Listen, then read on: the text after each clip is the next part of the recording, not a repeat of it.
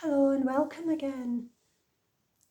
Today I would like to tell you about my own experience of miracles and to speak a little bit about how miracles operate. And I'll begin by doing something unusual, which is to recount some events from my own past. Well, we shall speak of it as the past, but of course, in that particular instance, that was part of the present moment, because there only is the present moment. But just for convenience, let's refer to it as past incidences. So, in August 2007, I was diagnosed with a very aggressive form of cervical cancer. And it was a beautiful sunny day when I received that diagnosis, and people say that they go into a kind of state of shock. For me, I'm not sure if I describe it as shock. It was certainly a pulling back from this so-called reality, as it were. And I had to be escorted out of the hospital, and I got on a bus and I didn't go home. I wanted to be in nature. So there was a beautiful park. I was living in London at the time. There was a beautiful park on a hill near my apartment building. And I went and sat there, and all I was aware of was the extraordinary beauty in everything.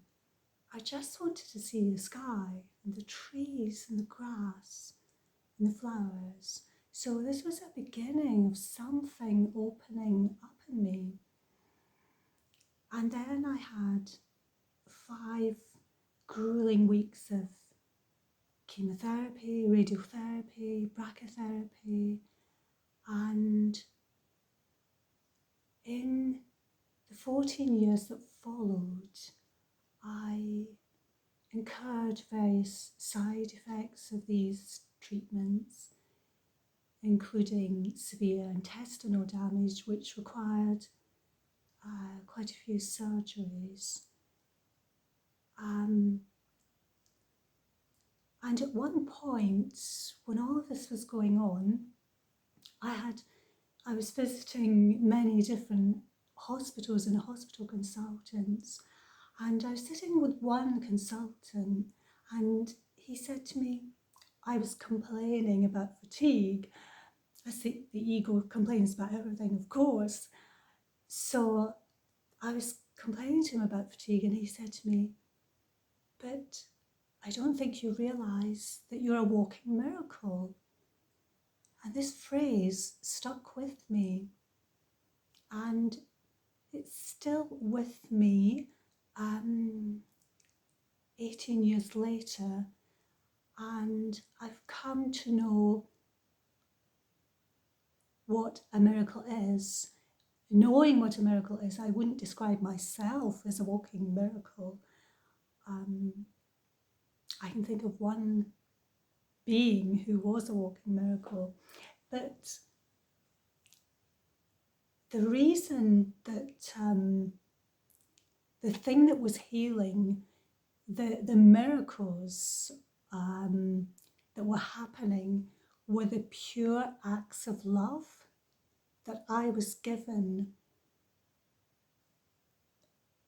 Such a huge amount of it at the time that all these treatments were going on, and in later years, the surgeries and all the rest of it. There were people around me who were just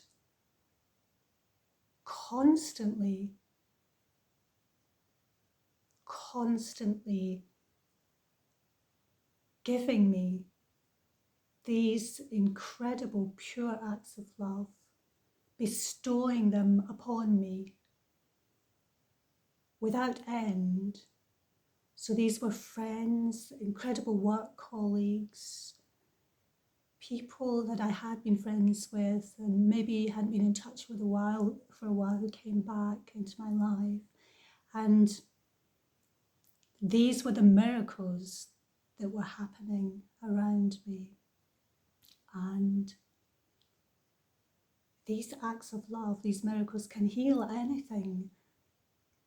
One comes to realize eventually that it's not the body actually that you need to heal.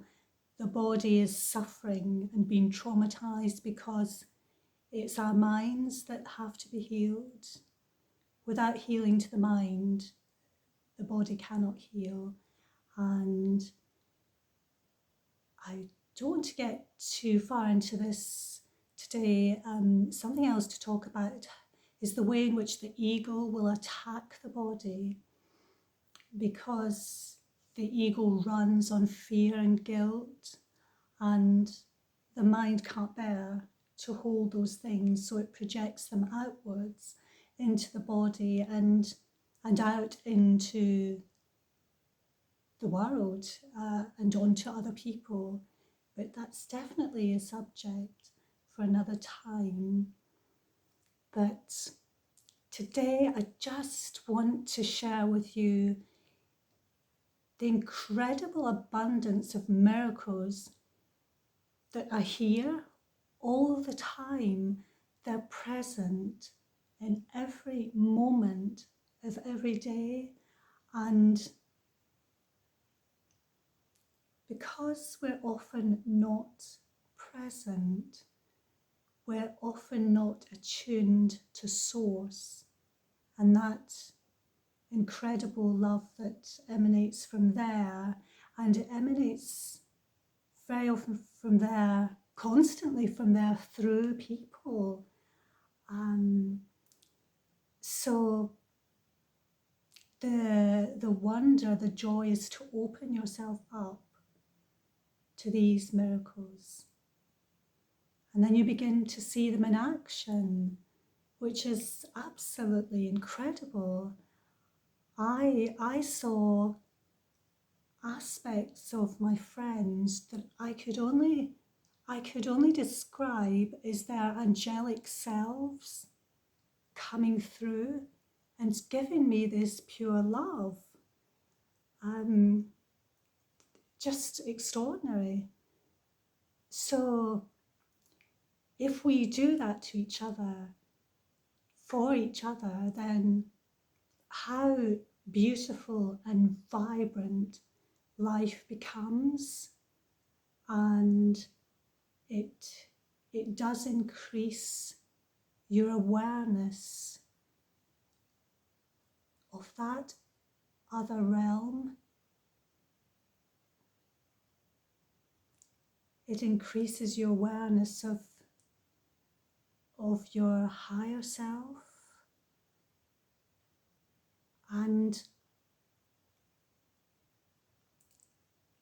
if you choose to move toward that,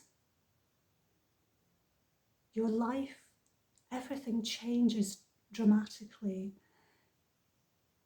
And I would say it's so important not to tie yourself in with that egoic mind.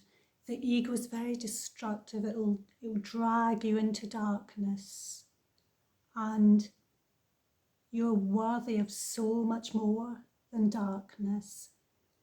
In fact, each of us is worthy of the kingdom of heaven, the pure consciousness, source.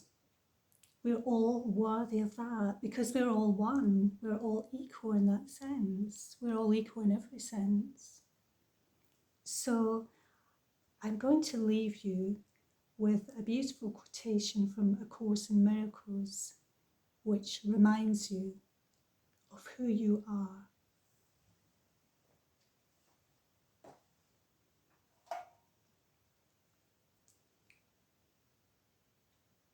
Spirit is in a state of grace forever. Your reality is only spirit. Therefore, you are in a state of grace forever. So I shall leave you with that beautiful thought, and I'll be back very soon to speak about the incredible wonders that happen during deep silence. Have a wonderful, miraculous day. Thank you.